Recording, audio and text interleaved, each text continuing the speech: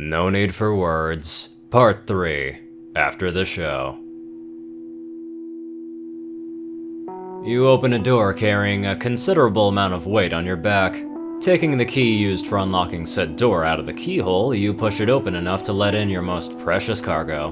Vinyl Scratch, leaning against you, slowly trots in beside you as the door slowly closes. Her warm fur tickles you as the two of you move together. The two of you had a wild night. It was one of Vinyl's usual gigs down at the club, but the turnout was great, and their energy was incredible.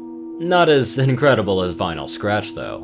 She was able to keep up her high-flying spirits from the start of her set to the finish, dancing along with the crowd like no pony's business. You were there for your usual duties, signaling to Vinyl to adjust her songs as need be and carrying supplies. You couldn't hear the music, but you could help her with your deep sense of bass and rhythm. The records, wires, cables, and turntable used tonight are starting to wear on your back since the long walk to the store. You can't wait to put this down, but you wait for Vinyl. She's just so amazing, though. You can see she really gave it her all out there tonight. She moves so softly and gently that you might even think that she's asleep on her hooves. You wonder how much of a privilege it is for her to allow you to see her like this. It means so much to you. 3 little words bounce around in your head. Words you want to communicate, but the process to do so seems like it'd be a bit too troublesome for Vinyl. So, you decide to wait. When the door closes, you turn the latch, setting the deadbolt. Leading her to the stairs, you pull the chain down with one hoof before nudging Vinyl with your other foreleg. She gets the signal, and very slowly brings a hoof up over your back for support. Letting the chain go slack, you walk up the first couple of stairs before reaching with the hind hoof and hooking the chain back up. You've gotten good at that. Opening the door at the top of the stairs, you let Vinyl take her hoof back, but she still leans against you for support and guidance. She's just so tired as you could feel her soft breathing against you. You give her a little nuzzle, but even with her smile growing a tiny bit, the act isn't really enough for you to feel like you've done enough. You want to tell her. You wish you could tell her, but unfortunately you haven't learned to speak, and there isn't anything for you to write it down on. The words still yearn in your mind and heart for release as you open the door to the lab. You give Vinyl another nudge, signaling that she'll have to support her own weight for just a bit. She understands as you walk away, no longer feeling her warmth beside you. Setting the turntable down onto the floor, you unhook the saddlebags and lay them next to it.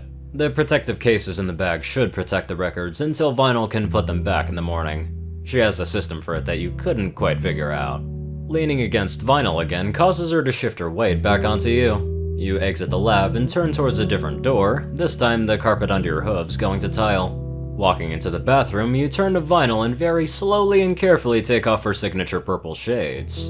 Her eyes are closed underneath, and they probably have been the entire time, her trusting you to lead her back to home and comfort. Setting the glasses down onto the counter, you turn the two of you towards the shower. You turn on the water and flip a switch, which causes it to come spraying from the shower head up top. Testing the water with a hoof, you make adjustments until the water is perfect. When it is, you take Vinyl's hoof and guide it up over the lip of the tub, where you repeat the process until she's all the way into the shower.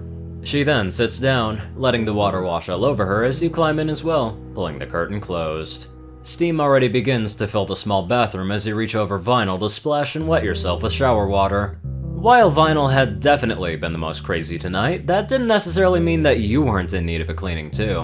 When you've completely wetted down your fur, you took a bottle of shampoo sitting on the corner of the tub behind you. Popping the cap open hits your nostrils with the scent of a very pleasing and familiar vanilla.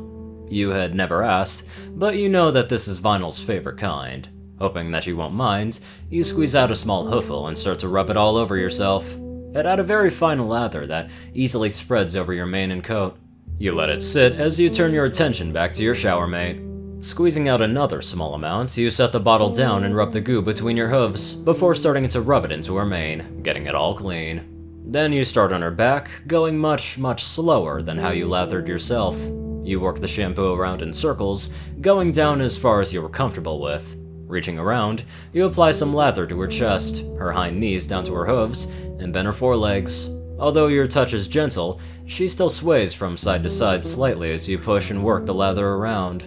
You squirt just a tiny bit more into your hooves before going to the same spot on her back that you started at and then going up.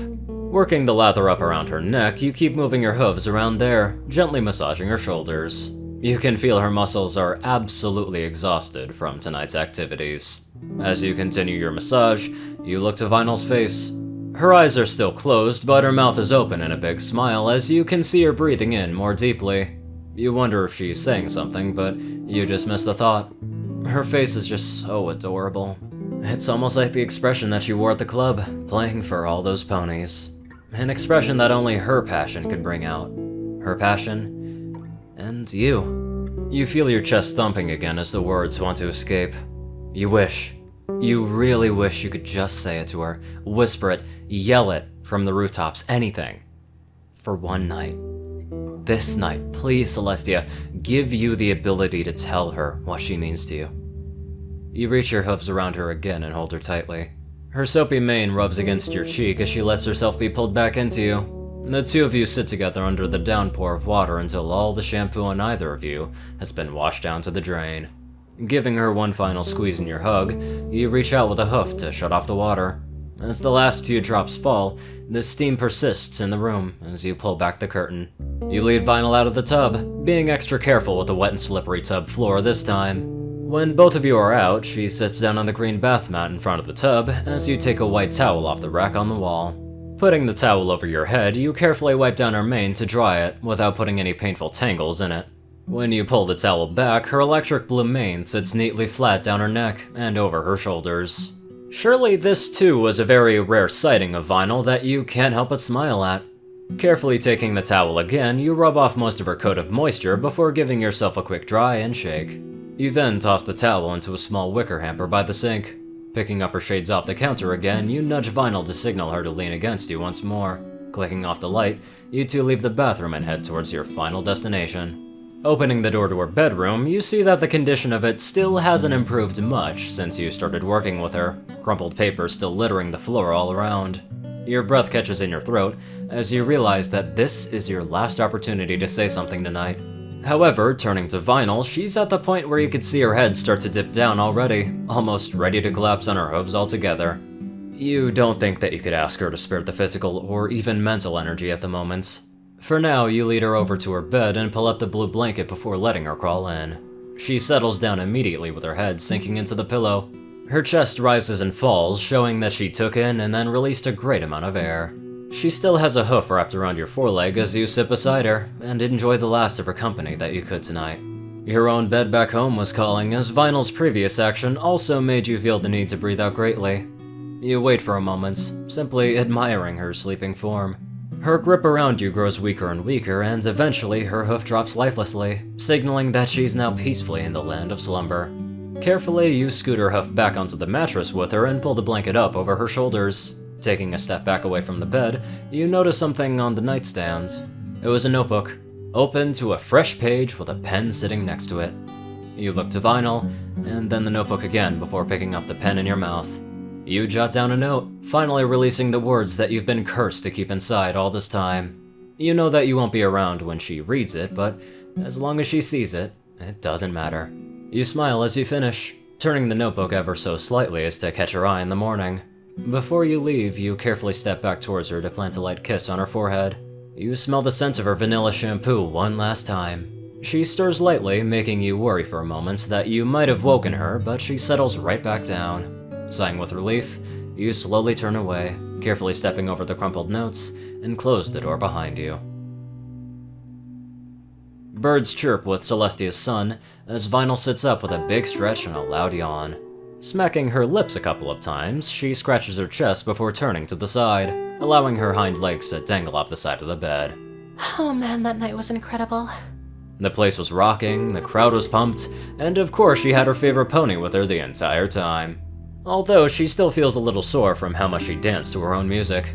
Thankfully, today is a slow day on her schedule. Normal hours running the shop with her evening free and clear.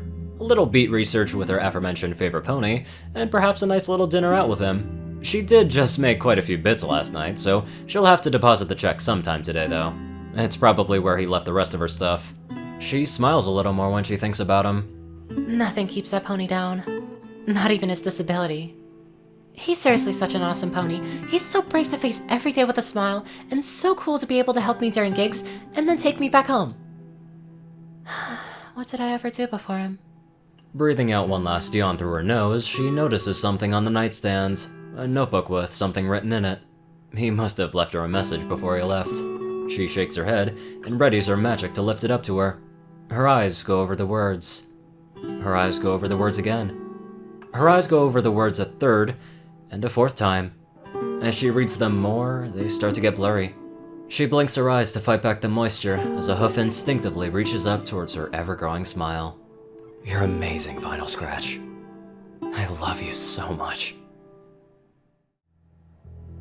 I don't know about you all, but I love my dates like this, where it's passionate and very romantic. I cannot get enough of it. Now let's head on over to our musical donators. Top donators, Dash of Evergreen, Peter Coulthard, J Tin Man, Darkside, and Ponyman.